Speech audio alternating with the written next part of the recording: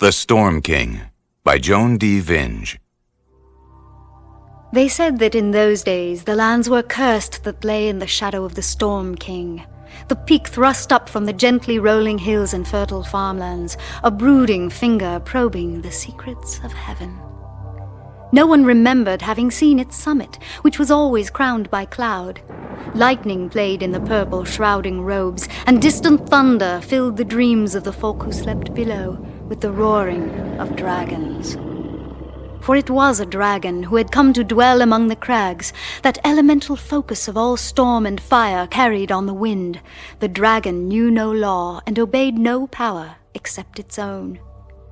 By day or night it would rise on furious wings of wind and sweep over the land, inundating the crops with rain, blasting trees with lightning, battering walls and tearing away rooftops.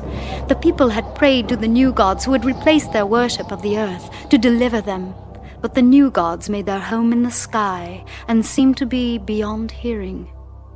By now the people had made their names into curses as they pried their ox carts from the mud or looked out over fields of broken grain and felt their bellies and their children's bellies tighten with hunger. And they would look toward distant peak and curse the Storm King, naming the peak and the dragon both. The storm-racked town of Widden and its people looked up only briefly in their sullen shaking off and shoveling out of mud as a stranger picked his way among them.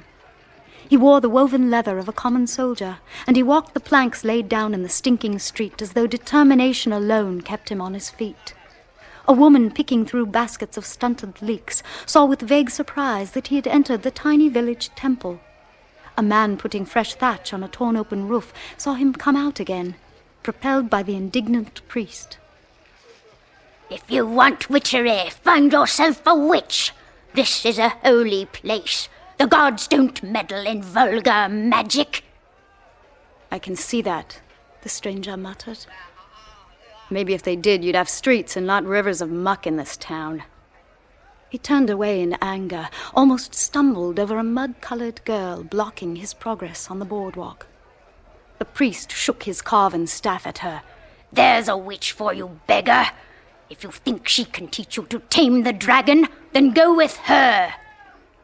"You're a witch?" The stranger turned and glared down at the bony figure standing in his way. He imagined what she saw. A foreigner, his clothes crawling with filth, his face grimed. The girl shook her head.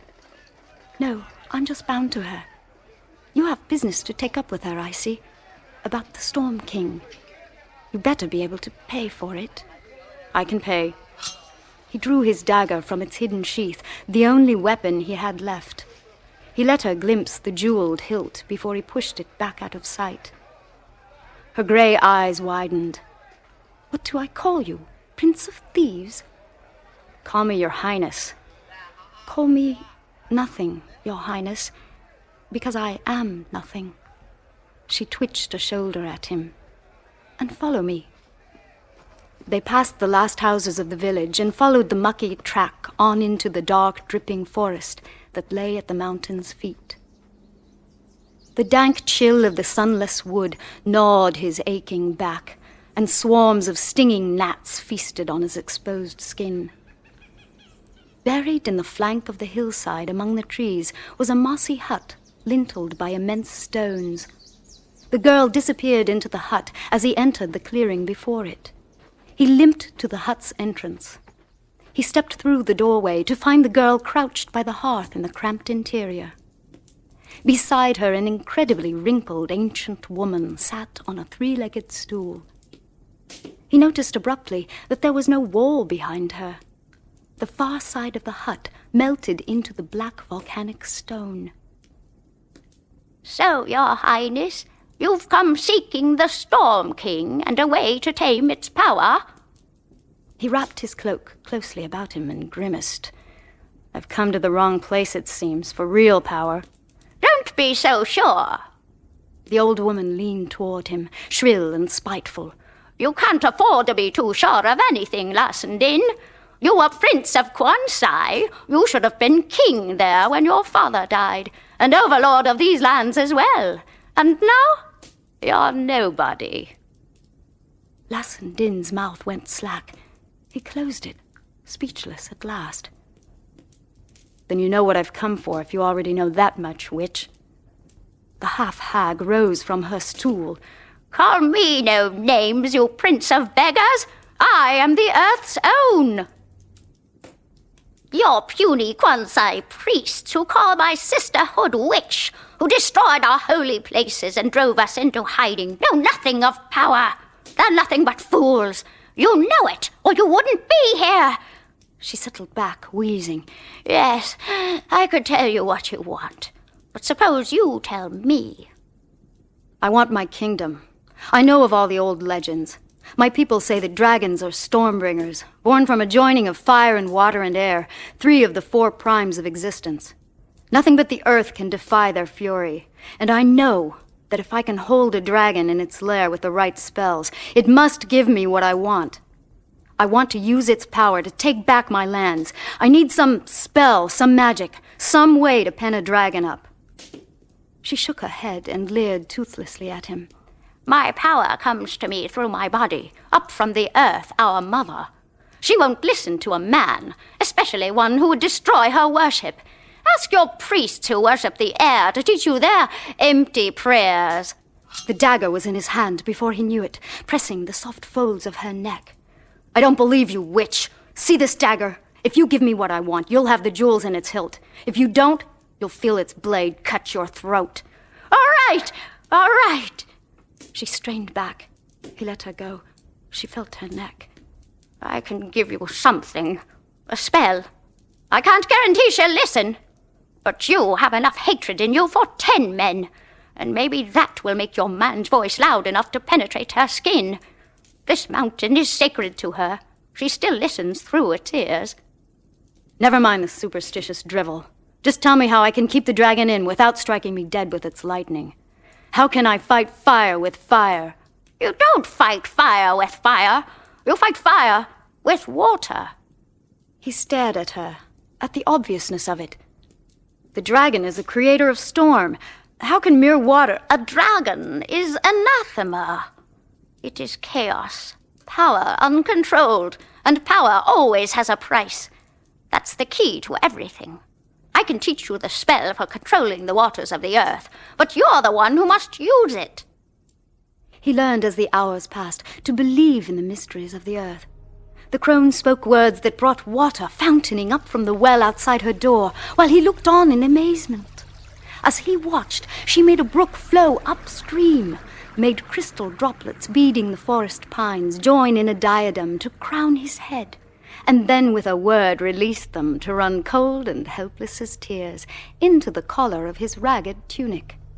She seized the fury that rose up in him at her insolence and challenged him to do the same. He repeated the ungainly ancient spell words defiantly, arrogantly, and nothing happened. She scoffed. His anger grew. She jeered, and it grew stronger. He repeated the spell again, until at last he felt the terrifying presence of an alien power rise in his body. The droplets on the trees began to shiver. He watched an eddy form in the swift, clear water of the stream. The earth had answered him. Dazed and strengthless, at last he knew his anger for the only emotion with the depth or urgency to move the body of the earth, or even his own. He had done the impossible, made the earth move to a man's bidding. He laughed out loud. The old woman moaned and squealed. She shuffled away toward the woods as though she were in a trance, turned back abruptly as she reached the trees, pointing past him at the girl in the hut's doorway. You think you know the earth, that you own her now. You think you can take anything and make it yours, but you're as empty as that one, and as powerless. And she was gone. Night had fallen. The girl, nothing, led him back into the hut and shared a bowl of soup with him. He ate gratefully but numbly. When he had eaten his share, he stood and walked the few paces to the hut's furthest corner. He lay down on the hard stone, wrapping his cloak around him, and closed his eyes. Sleep's darker cloak settled over him. He became aware that the girl had followed him. He opened his eyes unwillingly to see her unbelt her tunic and pull it off, kneel down naked at his side. He kept his eyes open, saying nothing. The old one won't be back until you're gone. Her hand moved insinuatingly along his thigh. He rolled away from her. I'm tired. Let me sleep. I can help you if you lie with me tonight. He looked up at her, suddenly, despairing. Take my body, then, but it won't give you much pleasure. He pulled up the back of his tunic, bearing the livid scar low on his spine. My uncle didn't make a cripple of me, but he might as well have. She went away, returned with a small jar of ointment, and rubbed the salve slowly into his scarred back. A strange cold heat sank through him. A sensuous tingling swept away the grinding ache that had been his only companion through these long months of exile. He let his breath out in an astonished sigh, and the girl lay down beside him. She made him forget everything, except that tonight he was free from pain and sorrow. Tonight he lay with a woman who desired him, no matter what her reason. In the morning he woke, in pain, alone and fully clothed, aching on the hard ground. Nothing. He opened his eyes and saw her standing at the fire, stirring a kettle. They ate together in silence. He felt an insubstantiality about her that he had not noticed before, an elusiveness. I dreamed last night. I know. She climbed to her feet, cutting him off. You dream loudly. He felt a frown settle between his eyes again. I have a long climb. I'd better get started. He moved stiffly toward the doorway. Not that way, the girl said abruptly. This way. She pointed as he turned back toward the cleft in the rock. He stood still. That will take me to the dragon? Only part way. I'll show you. She jerked a brand out of the fire and started into the maw of darkness. He went after her with only a moment's uncertainty. The dim light of day snuffed out behind him, leaving only her torch to guide them through utter blackness. The acrid smoke from the girl's torch stung his eyes and clogged his lungs, but it never seemed to slow her own tireless motion, and she took not pity on his weakness. Only the knowledge of the distance he had come kept him from demanding that they turn back. His feet went out from under him, and he barely saved himself from sliding back down the tunnel. I can't go on. The girl, crouched on a level spot above him, looked back and down at him and ground out the torch. His grunt of protest became a grunt of surprise as he saw her silhouetted against a growing grey brightness. She disappeared from his view. The brightness dimmed and then strengthened.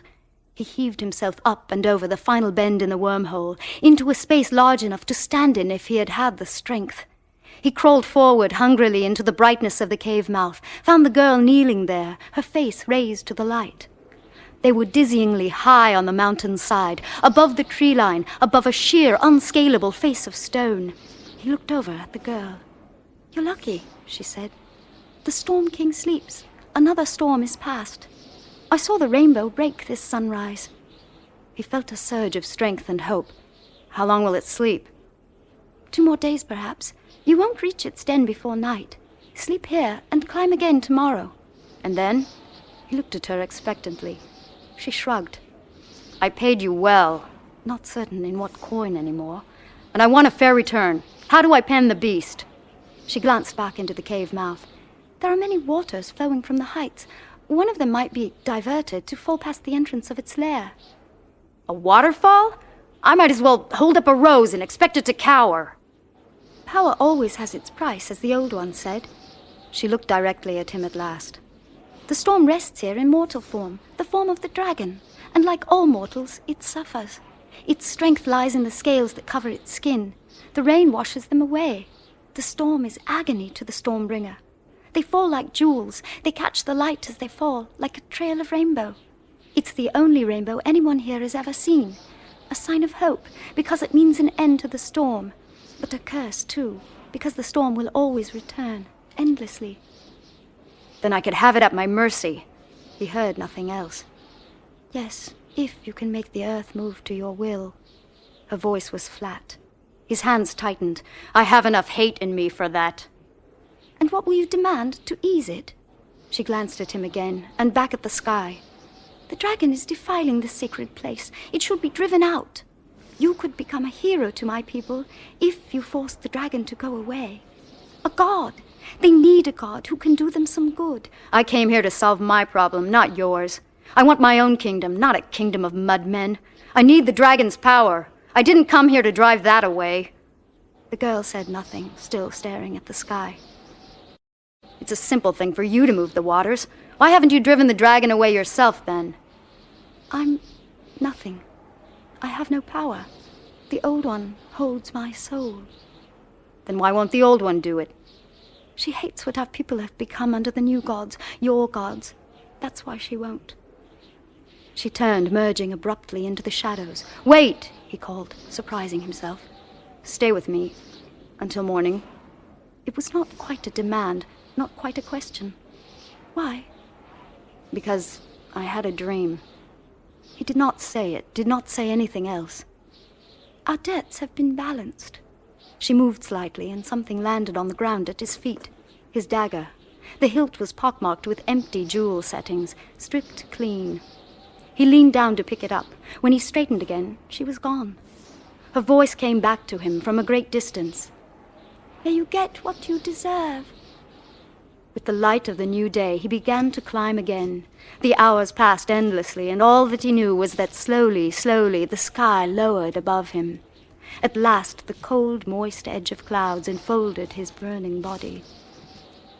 Drizzling fog shrouded the distances any way he turned, and he realized that he did not know where in this layer of cloud the dragon's den lay. He began to climb again.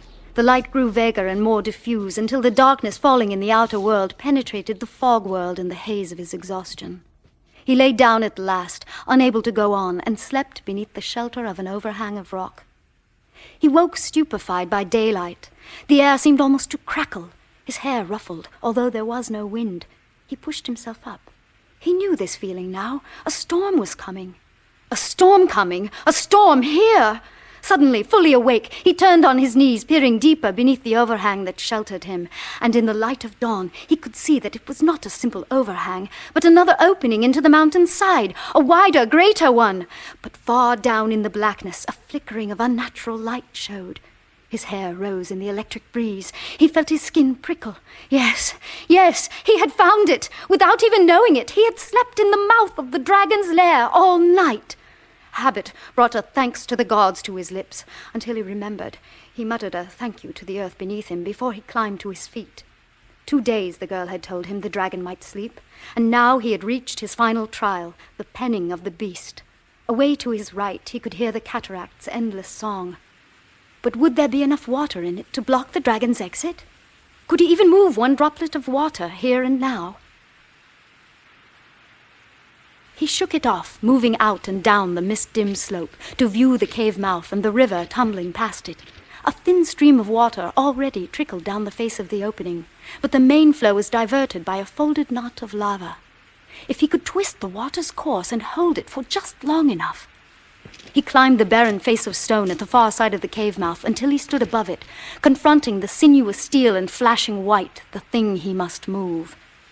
He recited the spell words, the focus for the willing of power, and felt nothing. Anger rose in him at the earth's disdain and against the strange women who served her, the jealous, demanding anger that had opened him to power before.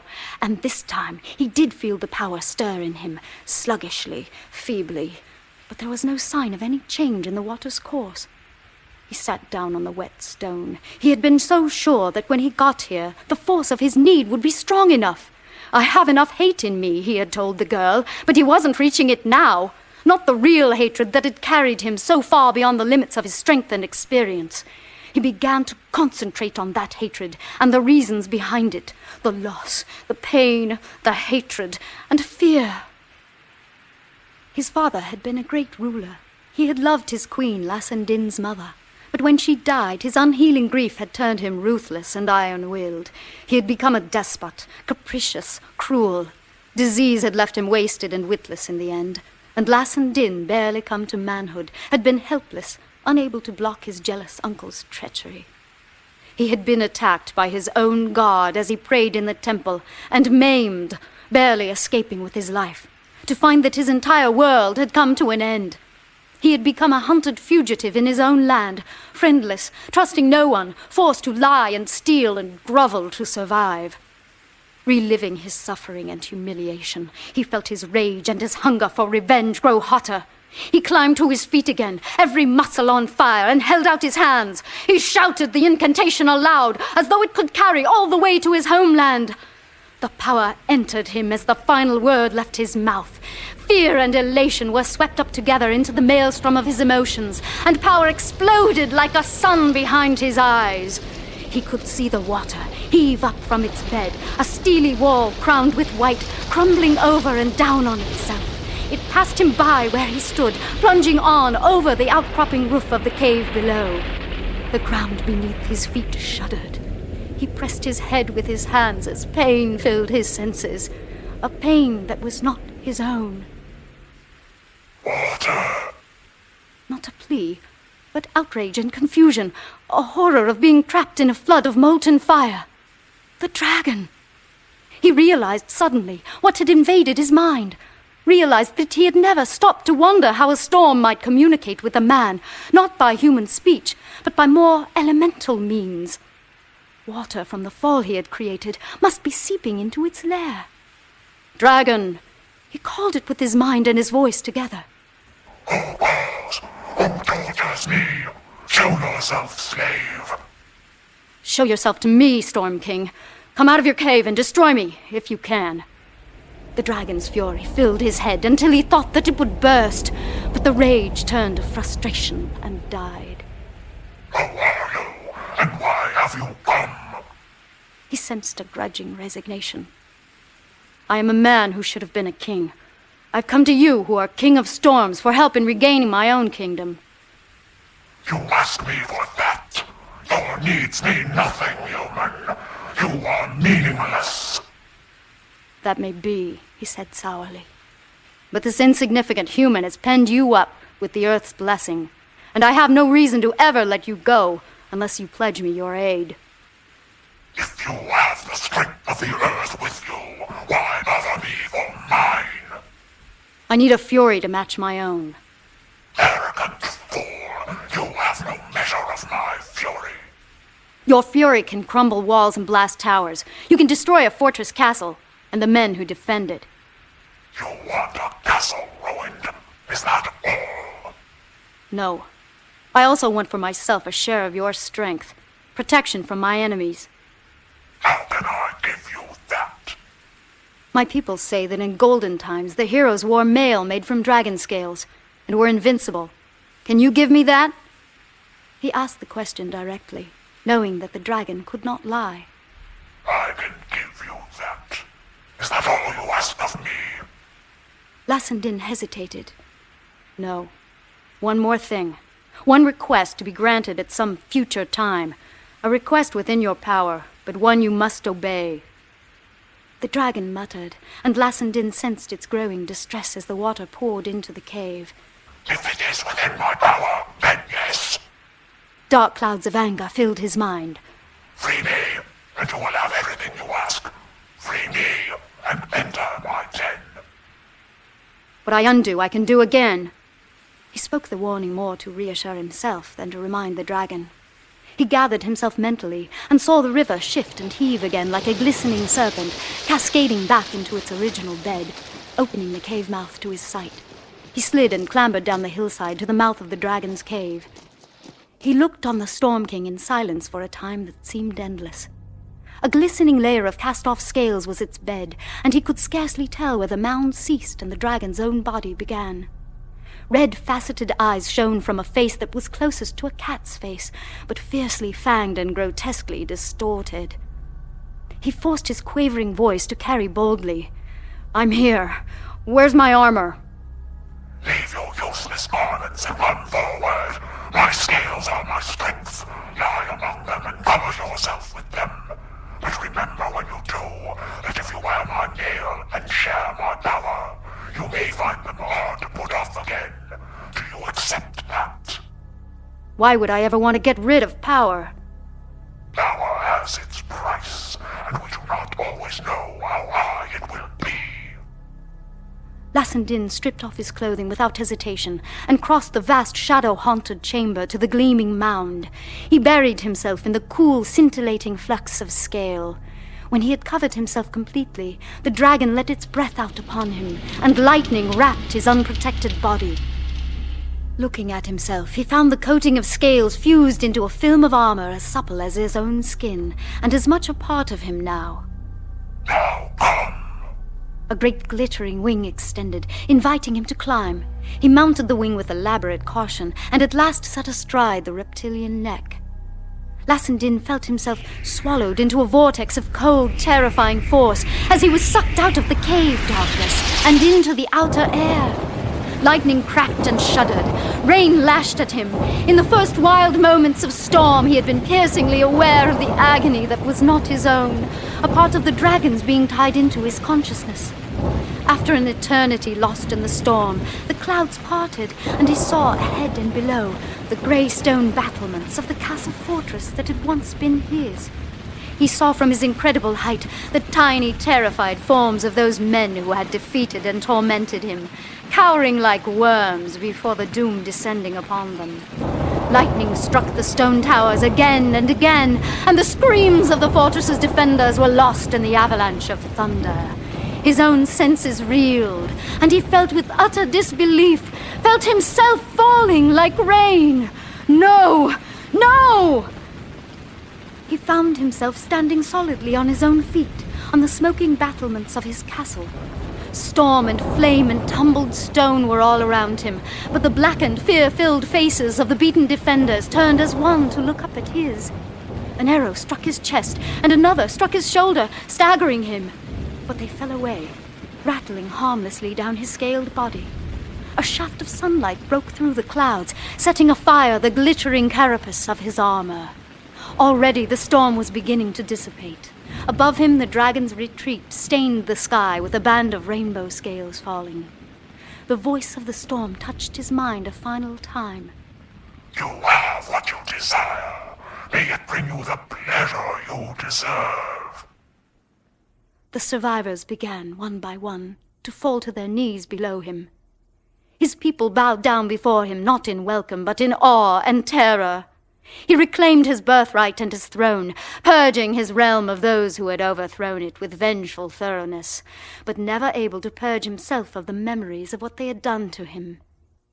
His treacherous uncle had been killed in the dragon's attack, robbing Lassendin of his longed-for retribution. He wore his bitterness like the glittering dragon skin, and he found that like the dragon skin it could never be cast off again. His people hated and feared him for his shining alienness, hated him all the more for his attempts to secure his place as their ruler, seeing in him the living symbol of his uncle's inhumanity and his father's. They called him the Storm King, and he had all the power he had ever dreamed of, but it brought him no pleasure, no escape from the knowledge that he was hated.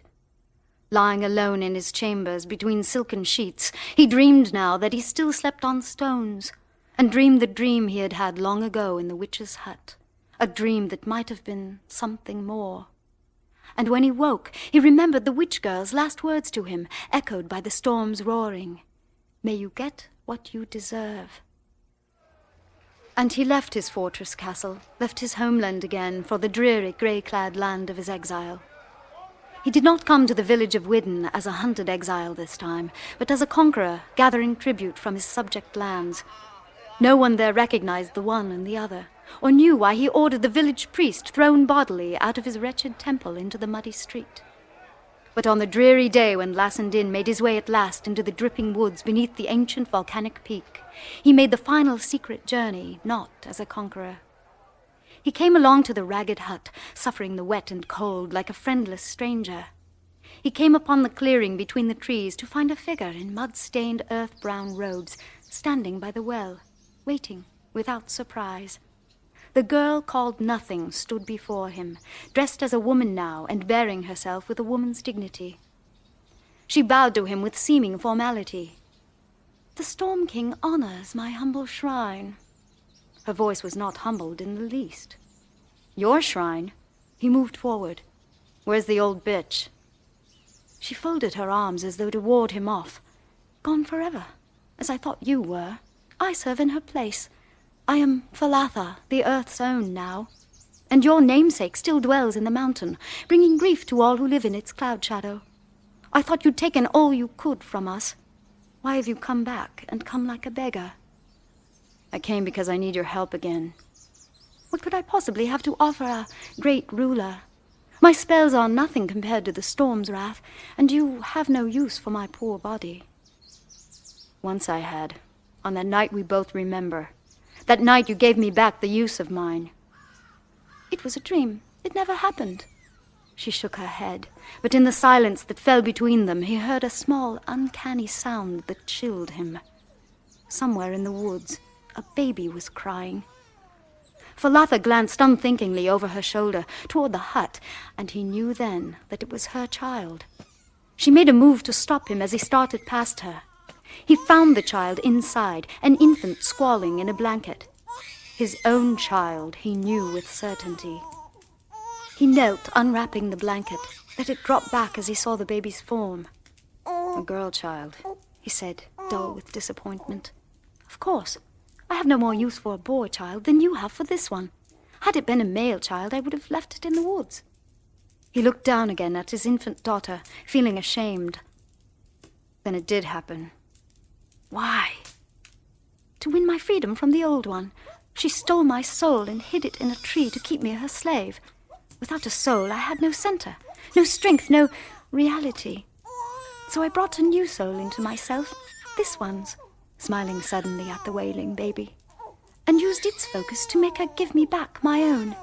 And then with 2 souls, I took hers away. She wanders the forest now, searching for it, but she won't find it. But why my child? Surely any village lout would have been glad to do you this service. Because you have royal blood. You were a king's son. You are a king. That's not necessarily proof of good breeding. But you called on the earth, and she answered you. I've never seen her answer a man before, or since. And because you were in need. Her voice softened unexpectedly. An act of kindness begets a kind soul, they say. Does the baby have a name? Not yet. What will you do with our child? Realizing suddenly that it mattered a great deal to him. Keep her with me, and raise her to serve the earth, as I do. If you help me again, I'll take you both back to my own lands, and give you anything you desire. I desire to be left in peace with my child and my goddess. She leaned down to pick the baby up, let it seek her breast. His inspiration crystallized. I'll make your goddess the only one, and you her high priestess. Her eyes brightened and faded. A promise easily spoken and difficult to keep. What do you want, then? He got to his feet, exasperated. You have a boon left with the dragon, I know. Make it leave the mountain. No, I need it. I came here seeking help for myself, not your people. They're your people now. Help them and help yourself. If you want to be rid of the dragon so much, why haven't you sent it away yourself, witch? I would have long ago. But until the little one no longer suckles my strength away, I lack the power to call the earth to my purpose. Then you can't help me either. His voice was flat and hopeless. I still have the salve that eased your back, but it won't help you now. It won't melt away your dragon skin. I couldn't help your real needs, even if I had all my power. He thrust his face at her. Are you saying you couldn't ever undo this scaly hide of mine, that protects me from my people's hatred, and makes me a monster in their eyes? You think that's really why I've come to you? What makes you think I'd ever want to give up my power, my protection? It's not a man's skin that makes him a monster. Or a god, Falatha said quietly. It's what lies beneath the skin. You've lost your soul, as I lost mine, and only you know where to find it. But perhaps it would do you good to shed that skin that keeps you safe from hatred, and from love and joy and mercy, all the other feelings that might pass between human beings, between your people and their king. Yes. Yes! I want to be free of it, by the Holy Sun! His face collapsed under the weight of his despair. I thought my power would give me everything. But behind this armor, I'm still nothing. He realized at last that he had come here this time to rid himself of the same things he had come to rid himself of, and to find, before. I have a boon due me from the dragon. It made me as I am. It can unmake me. He ran his hands down his chest, feeling the slippery, unyielding scales hidden beneath the rich cloth of his shirt. You mean to seek it out again, then? He nodded. She carried the baby with her to the shelf above the crooked window, took down a small earthenware pot. She opened it and held it close to the child's face, still buried at her breast. The baby sagged into sleep in the crook of her arm. She turned back to his uncomprehending face. The little one will sleep now, until I wake her. We can take the inner way as we did before. They made the nightmare climb into blackness again, working their way upward through the mountain's entrails. But this time she did not leave him where the mountains spewed them out. He rested the night with the mother of his only child, the two of them lying together but apart. At dawn they pushed on. They came to the dragon's cave at last. "Storm King!" Lassen Din gathered the rags of his voice and his concentration for a shout. "Hear me! I have come for my last request." There was an alien stirring in his mind. So you have returned to plague me. The voice inside his head cursed him. Show yourself to me. They followed the tunnel as he had done before. The dragon crouched on its scaly bed, its glowering ruby eye fixed on them. Lassen Din stopped. Falatha drew her robes close together around her throat. I see this time you have the wisdom to bring your true source of power with you, though she has no power in her now. Why have you come to me again? Haven't I given you all that you asked for? All that and more. You've doubled the weight of the griefs I brought with me before. The dragon bent its head. I did nothing to you.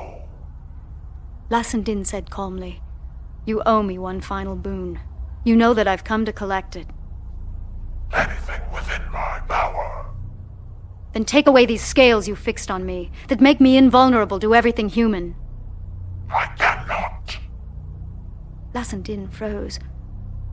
What do you mean you cannot? You did this to me. You can undo it. I cannot. I can give you invulnerability, but I cannot take it away from you.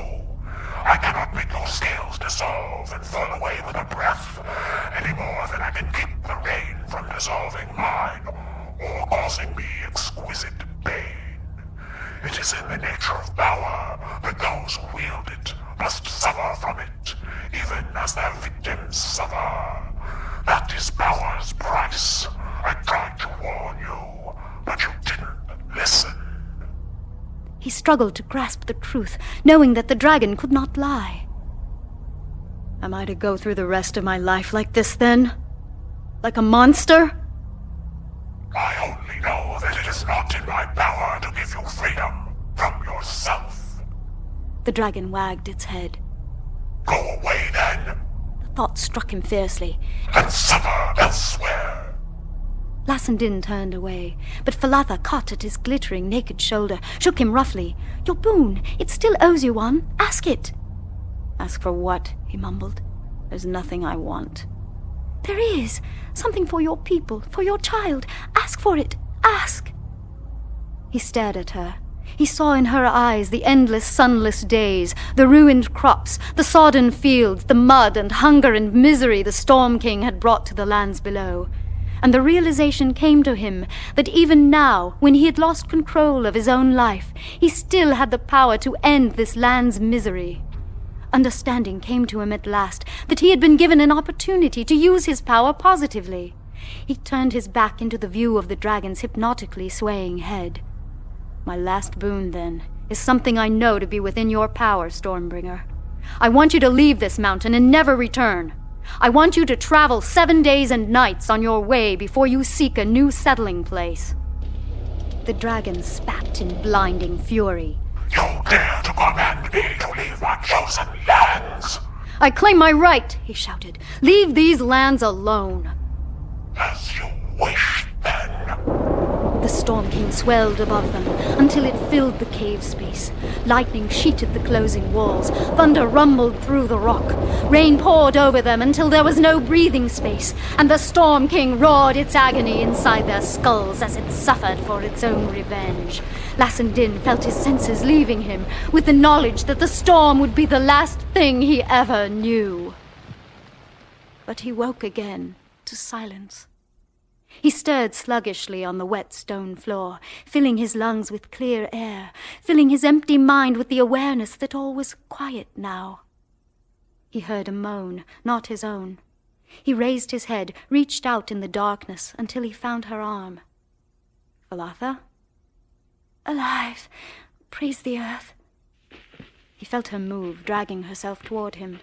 The earth, the cave in which they lay, had endured the storm's rage with sublime indifference.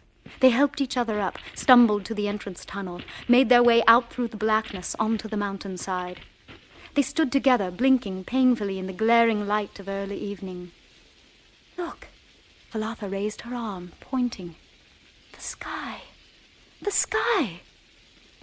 He looked up, saw patches that he took at first for blackness, until his eyes knew them finally for blue. It was still raining lightly, but the clouds were parting. The tyranny of grey was broken at last.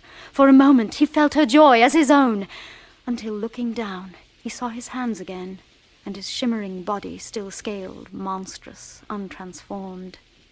Falatha turned to him, her face sharing his despair. I always knew that you were a good man. You have reclaimed your soul today. Remember that. And remember that my people will love you for your sacrifice. But all they'll ever see is how I look. He caught her arm in a bruising grip. Falatha, help me, please. I'll give you anything you ask. She shook her head. I can't, Lassen Din. You must help yourself. I can't do that for you. How? How can I rid myself of this skin, if all the magic of earth and sky can't do it? He sank to his knees, feeling the rain strike the opalescent scales and trickle down. Remorse and regret filled him now, as rage filled him on the spot once before. Tears welled in his eyes and spilled over, ran down his face, mingling with rain. He put up his hands, sobbing uncontrollably. As he wept, he felt a change begin in the flesh. He saw the scales dissolving, the skin beneath them his own olive brown. He shouted in amazement and wept harder, pain and joy intermingled. He went on weeping until he had cleansed himself in body and spirit, freed himself from the prison of his own making. And then, exhausted and uncertain, he climbed to his feet again, meeting the calm grey gaze of the earth's gratitude in Falatha's eyes. He smiled, and she smiled. Sunlight was spreading across the patchwork land far below, dressing the mountain slope in royal greens, although the rain still fell around them. He looked up almost unthinkingly, found what he had not realized he sought. Falatha followed his glance and found it with him. Her smile widened at the arching band of colors. The rainbow. Not a curse any longer, but once again a promise of better days to come.